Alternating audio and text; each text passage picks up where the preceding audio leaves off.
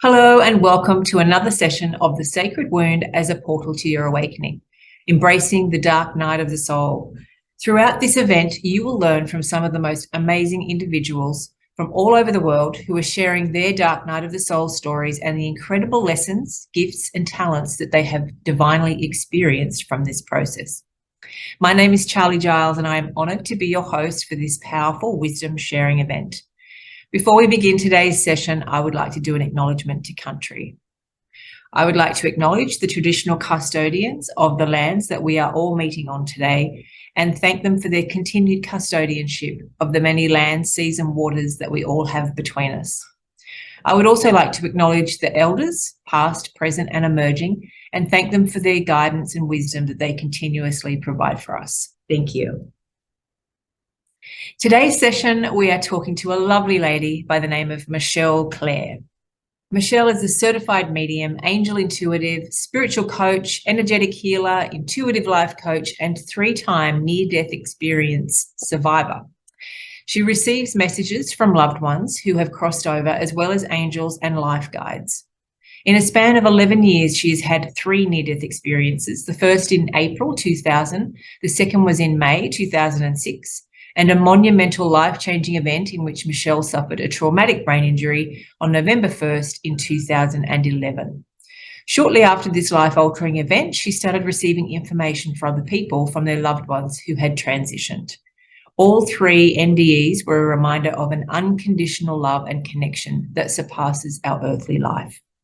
Please welcome Clare for today's topic, how 3 near-death experiences led her to discover the power of her soul. Welcome, Michelle. Hi, Charlie. Thank you so much for having me. Oh, such a pleasure. Such a pleasure. I think that probably the first place to start, because obviously we've gone through your bio and mentioned your near-death experiences. I'm quite sure everyone would be wanting to hear more about that and how that's taken you to this place. Right. Absolutely. So in the course of 11 years, I had 3. So it was a pretty short span of time. My first one happened in April of 2000. And at that point in time, I was in the hospital visiting my sister-in-law who had just had a baby. And so I was standing in the hallway talking to her RN, who was my friend from high school. And I had this massive seizure. And what I remember is opening my eyes, and I'm laying with my head in my grandma's lap, and my grandma had transitioned a couple years before that. And I just remember looking up at her and seeing how young and beautiful she looked. I remember the feeling of timelessness, very much a blissful feeling, unconditional love. And then as I looked up next to her, I saw this beautiful angel that was probably about 12 feet tall. Absolutely. She pulled me in almost to her energy with her radiance and her awe. And I remember just, wow, like I believed in angels. I had been raised Catholic, so I knew that they were real. I thought they were real, but I had never imagined they were this big or amazing. And as I was looking at her, I thought, oh my goodness, I want to see her big feather wings. So as I went to look for her wings, what I discovered is they were actually made of light. And they were kind of iridescent and translucent, and they moved like the aurora borealis would. So you could see them almost spanning eternity. And at that moment, I was thinking in my head, what is your name? And she answered me. She said, my name's Madeline. I'm one of your guardian angels. I was a little startled. I knew nothing about telepathic communication. I had no idea she could hear my thoughts, but I was yet so comforted and in so much peace. So I was really in this beautiful white room where the walls were alive. It was as if every cell or molecule was radiating light and love. And they almost seemed to be moving, and yet they were solid. It was very interesting. And the next thing I know, I hear someone yelling, code, code, code, and I'm back in my body. And my body felt so heavy and so dense. My arm felt like it weighed 500 pounds, and I was back. And so with this first near-death experience, since it happened in the hospital and I quit breathing, they had the code team on the way. For me, this was really about connecting with my grandma. She had transitioned a couple years before. So as a medium, I love to say to people, look, my grandma knew I was coming. I didn't know I was going for a little visit, but she was right there to literally catch me and hold my head. And then I also got this beautiful awareness of how angels truly are real and had this telepathic communication. as you said, you've come back to your body, it's feeling dense. How do you then go from there? You've had this amazing experience. I know what I'm like when I've had different experiences that you try to language and put words to, and, how do you move from there? Right. Well, it was a little bit of a challenge because, well, I came back. Obviously, I had a concussion and got admitted to the hospital, things like that. But I did not know the term near-death experience. So I didn't know that's what I had. I knew I had had this experience. And like you said, there really are no words that adequately describe that amount of love, unconditional, just devotion. Like there was this feeling of immense support. And so the beautiful part was I was able to come back to my life and say, wow, I felt so loved. I know I literally now knew how loved and supported I was by God, source, the universe. So how does that then change you? Obviously, because that was the first one that you had. Yes. Mm-hmm. So then to have another one, it was a couple of years after, wasn't it? It was, yes. That the other one was about 6 years later. And I will tell you, the first one, it changed my awareness. It did not change my life necessarily. Like I now knew how the angels were real. I knew that my grandma knew I was coming. So it did give me an awareness. But as far as life change, besides feeling all of the love that they had, which does change you, it didn't actually change my daily life. So my second near-death experience happens in May of 2006. And that was following my son, my youngest child. I had complications with him. So for about 6 weeks after I had him, I was in and out of the hospital with infections. And they said, finally, we need to do a D&C, which is where they clear out the uterus. And they said, outpatient procedure, 45 minutes, you'll be home. Everything will be great. So I was like, hey, that sounds great. I'm in. However, the night before, I definitely had this pit in my stomach. And I thought, I don't think I should do this. But I wanted kind of the quick fix, which was what they were offering me. And so the next day I went in, and I had had anesthesia before. And whenever I've had it, it's just a blank space. It's not good, bad, not dreaming, just nothing, just a blank space. And so I remember counting backwards for the anesthesiologist. And then the next thing I remember, I'm laying on the gurney in the operating room. I open my eyes, I look over, and my beautiful 102-pound white German Shepherd, who had passed a couple of years prior, comes walking into the operating room. And she was stunning and radiant. And as I'm looking at her, the next thing I know, we're gone. And we are on this phenomenal beach. And on this beach, once again, I'm in this timeless space, this blissful place. Every flower was radiating light and love. Every drop of water, the light, the air, it was unbelievable. Everything is just light and love. And I don't actually know how we got there. We were just there, but we're running on the beach. And as we are, I can feel her telepathically communicating with me. She's happy that we're there, and we're having this telepathic, energetic conversation. And I notice after we're running for a little bit that the sand is really soft. It feels like clouds. It doesn't feel like hard sand. The next thing I notice is, gosh, we've been running a while. We're not hot. We're not tired. We're not thirsty. So I have this awareness of like, this isn't my, usually how it goes for me. And here's the funny thing about this near-death experience. Human Michelle, I actually hate to run. So I tell people, if you see me running, call 911. That's an emergency. That's not me going out for a jog. Here I am in my near-death experience, running on the beach with my beautiful dog. And it was absolutely phenomenal. At some point in this experience, I become aware that my son, who was 6 weeks old and at home with my mom at the time, was calling to me. And he was actually scared because he knew I was getting ready to leave. And I remember going to him and I remember saying, I will find a way to stay. I'm not going to leave you. And all of a sudden, I just start praying and I start saying, I need help. It's not my time. My kids still need me. I'm not ready yet. And then the next moment, I'm literally back in the operating room. I feel Jesus come in. I see it light up with this beautiful white golden light. And then the next thing I know, I'm waking up in post-op. And what happened was my 45-minute procedure turned into a 3.5-hour emergency surgery because they had ruptured my uterus in 2 places and missed my aorta by 1 millimeter. Oh my goodness. Wow.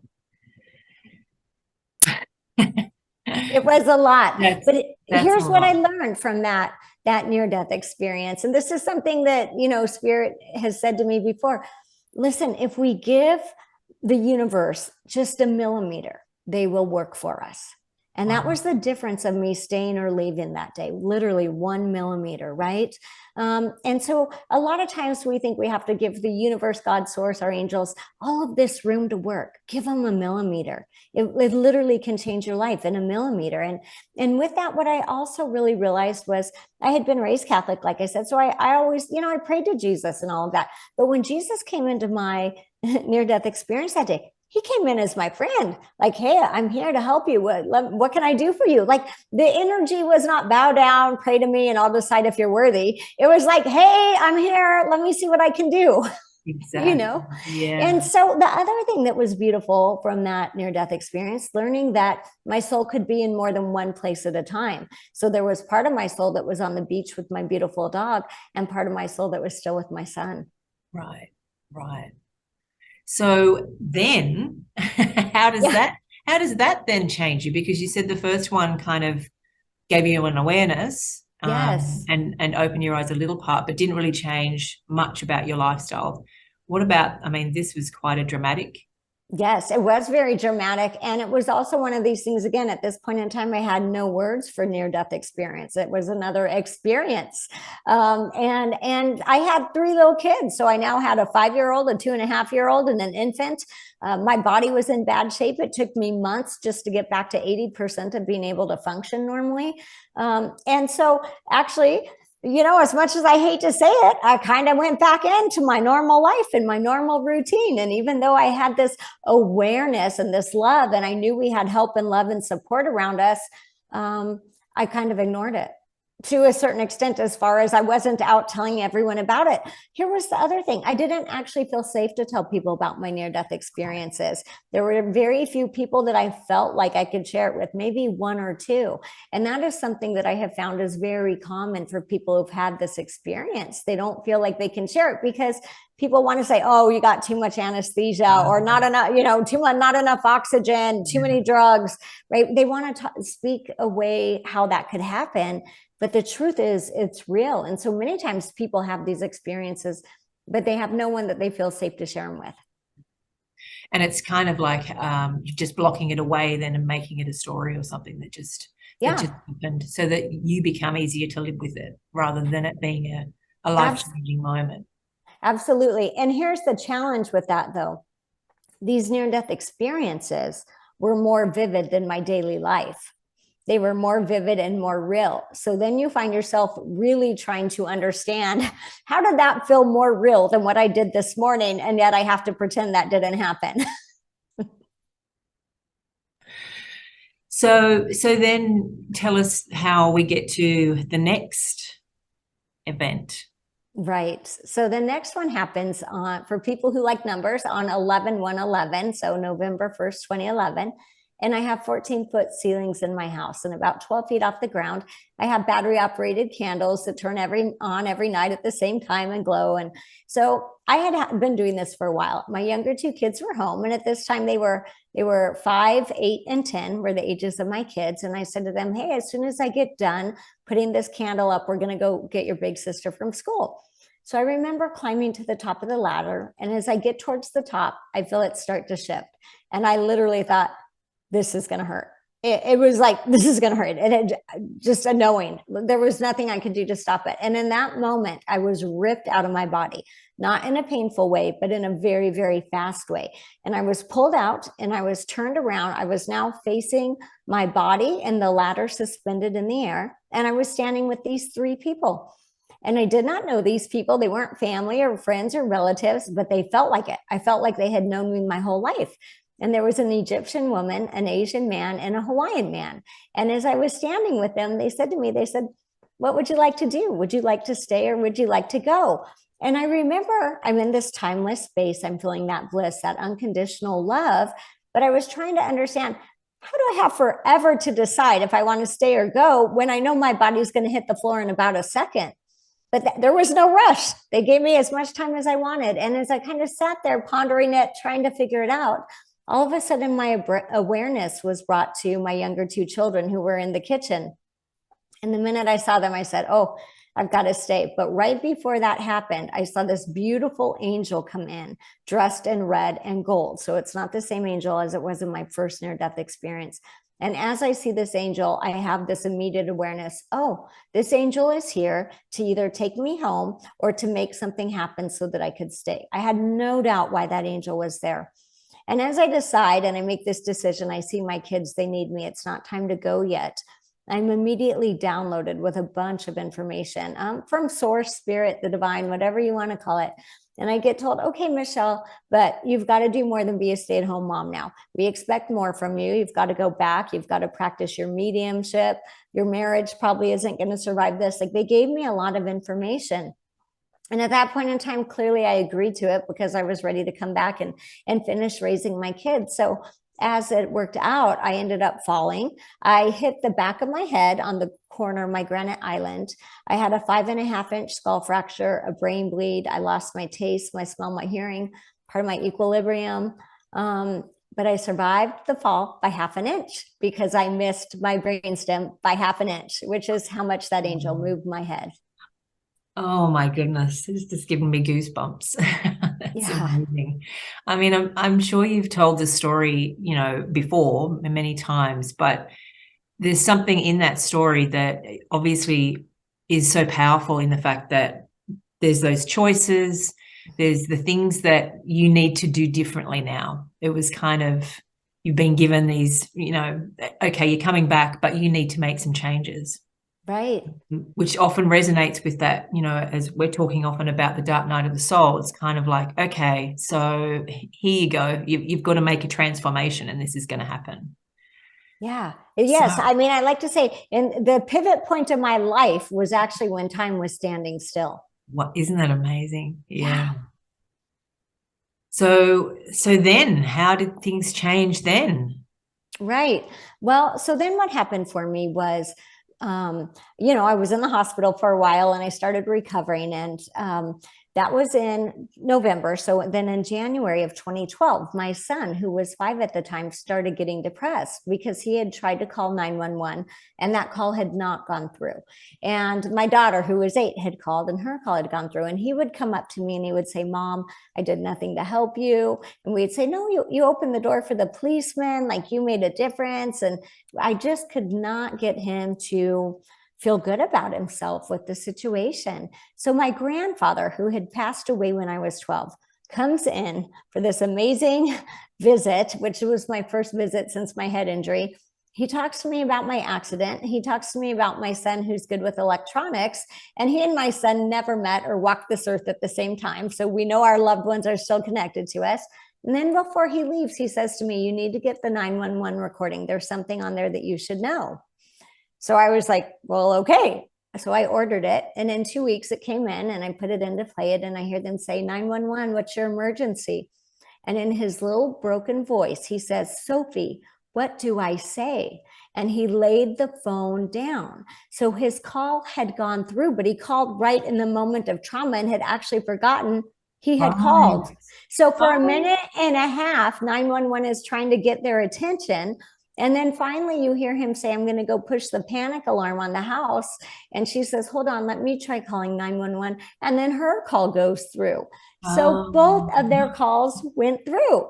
When he came home from kindergarten that day, I said to him, I said, Josh, your call went through. Help was coming. And it was as if I lifted this 10,000-pound weight off this little 5-year-old, right? So what happened was, speaking of the dark night of the soul, right, or these dark moments, my 5-year-old was going through that. But my grandfather on the other side came through with information that actually changed the course of his life. And in the moment that I shared with him that his call went through, you could see this weight lift. You could see his self-worth come back in. You could see him find his, I've got a purpose. I helped my mom. And it was unbelievable. And in that moment, I really began to get the gravity of what spirit meant when they said it's time for you to do your mediumship, because there's no one else I love more that I could have seen life change happen for like that.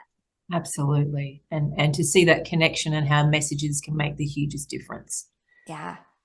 Wow. So was it something that you kind of stepped right into because it just started to happen for you, or? You know, it did start to happen to me. So I stepped right into counseling because, like any good mom, I was saying, oh my goodness, I'm talking to dead people. I think I need some backup on this, right?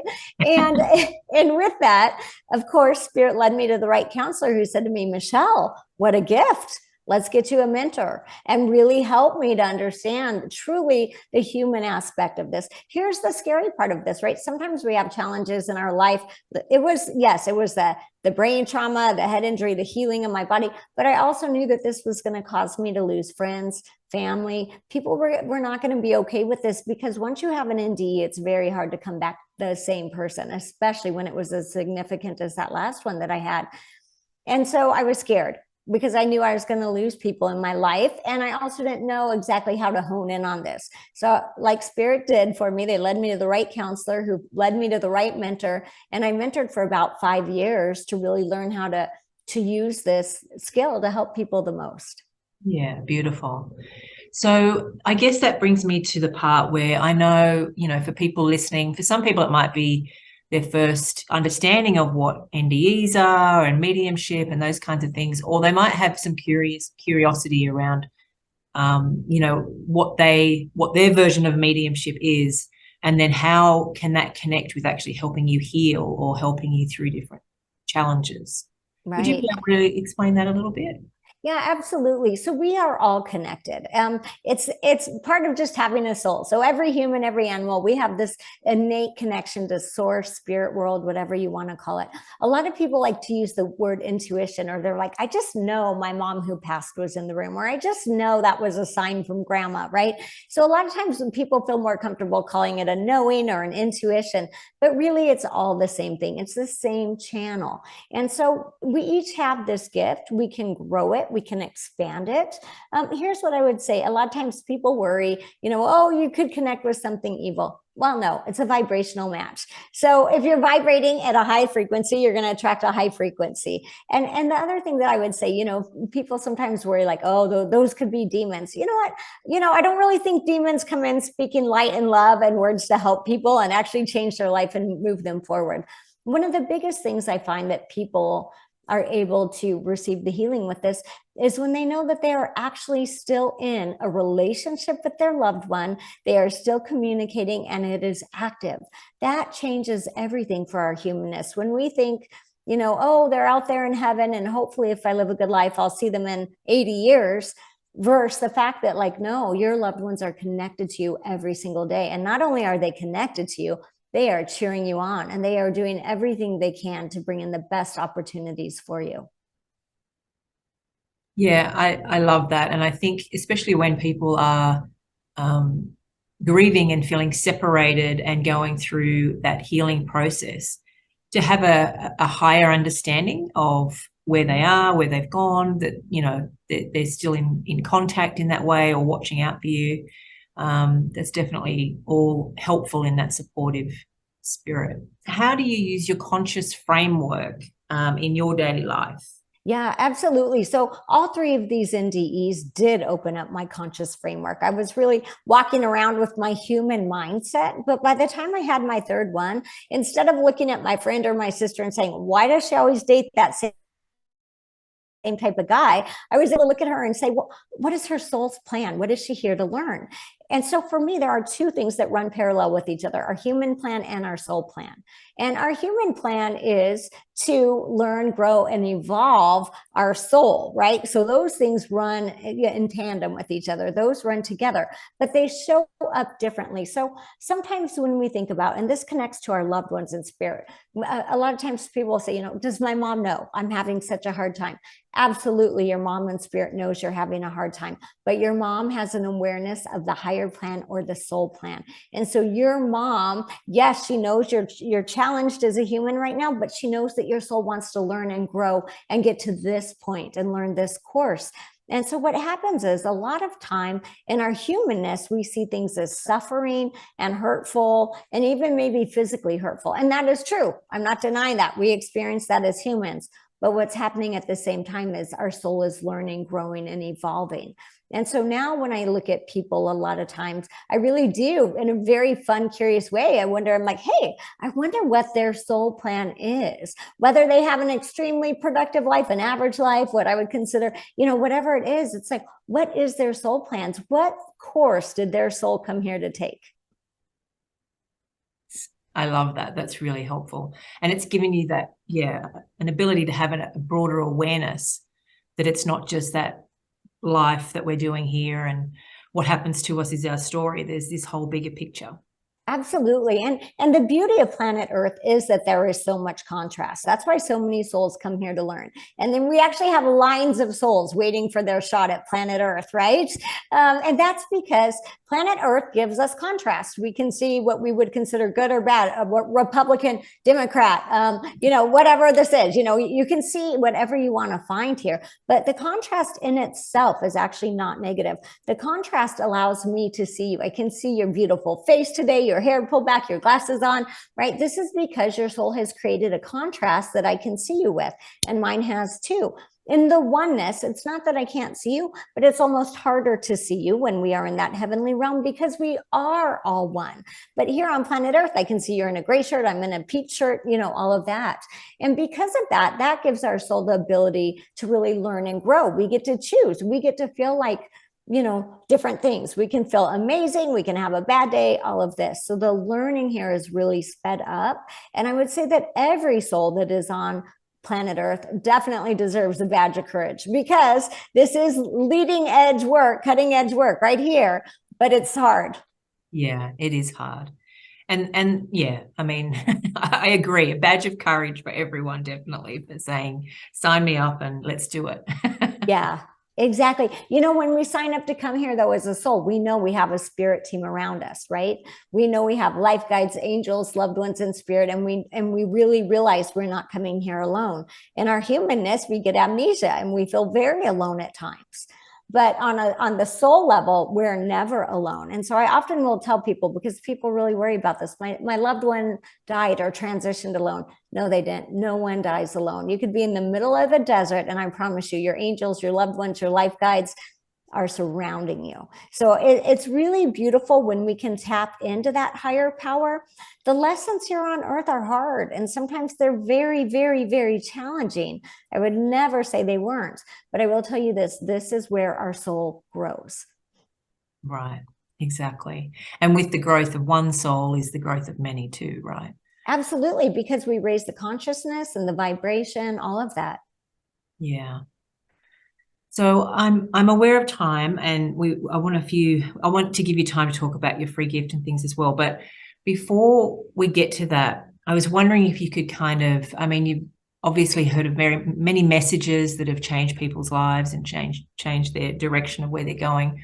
What would be something you would like to say to people, if they're thinking about whether or not they should use a medium or try and contact someone, or even for themselves? What would be some message that you could give people for that? Yeah, well, I have seen it change lives, and I've received so many emails and texts and messages about the life change that happens in it. That doesn't happen because of me. That life change happens because your loved ones, your angels, your life guides are coming through for you, and they know what you need to hear to get from point A to point B. So really, for me, my job is just to listen. All I do is listen to what Spirit is saying, and I let you know. I try to have no preconceived ideas of what you need to hear, because I don't know you, and I let your spirit team really guide that reading. But life change is possible through those readings, whether it's just to know that your loved one's at peace and still connected to you, whether it's to try to plan your next step on your life path. There are many, many ways that you can use this tool. And one of the greatest things that I love. I did this reading for this nurse one time, and she was really in a challenging situation, working a lot. She had many kids. Her mother was in hospice, transitioning, and Mother Teresa came in. And I was like, oh, Mother Teresa's here. And she said, well, yes, I worked with her in Calcutta. I was like, oh my gosh, that's amazing. Mother Teresa came in and said to her, in such a strong voice, and this was a message directly for her, but it is so true to all of us. She said to her, I never lost myself in acts of service for others. If I had lost myself, I wouldn't have been able to serve. Oh, wow. And the impact of that was unbelievable. And what I really realized from that is we come here to serve our soul and our soul's purpose first. Now, especially as women, we're not usually taught that. We're taught, go take care of the neighbor, take care of the kids, take care of mom, whatever it is, right? But here's the truth in that. By me serving my soul's purpose, which was, hey, let's go to planet Earth and be a medium for a while, that's actually how I serve others. But it's truly by serving myself first. And so as we tap into the journey, what is your own individual soul purpose? There are a million ways to express that. Maybe you want to be a doctor and you want to help people that way. Maybe you want to be a teacher. It's what is your soul's purpose? Serve yourself first, and then the ripple effect will take place. Yes, yes, absolutely. That's a perfect message to close our conversation. Thank you so much. So your free gift, I would love for you to talk about the free gift you have for everyone. Yeah, it's fun. It's a little webinar on how to connect with your loved ones in spirit. It gives you some basic tips, some basic ideas. This is something that we can all do. And many, many people have had these experiences already where they say, hey, I was driving to work and I think dad was sitting in the car with me. Well, yes, he was, right? So this is just really to help each person enhance it a little bit, to play with it so that you can find your own connections with your loved ones. Ideally, you don't need a medium forever, maybe for a few times to get you where you want to go or help you take a course. But the truth is you all have this natural ability. And so this is my free gift to share with everyone so they can start to make their own connections. Oh, that's fabulous. Yeah, I'm sure you'll have a lot of people taking you up on that. Yeah. And of course, where can people find you? What are the services and programs that you offer? Yeah, so I do different online gallery readings. I do individual readings. I have different events coming up. So the easiest way to find me is at MichelleClare.net.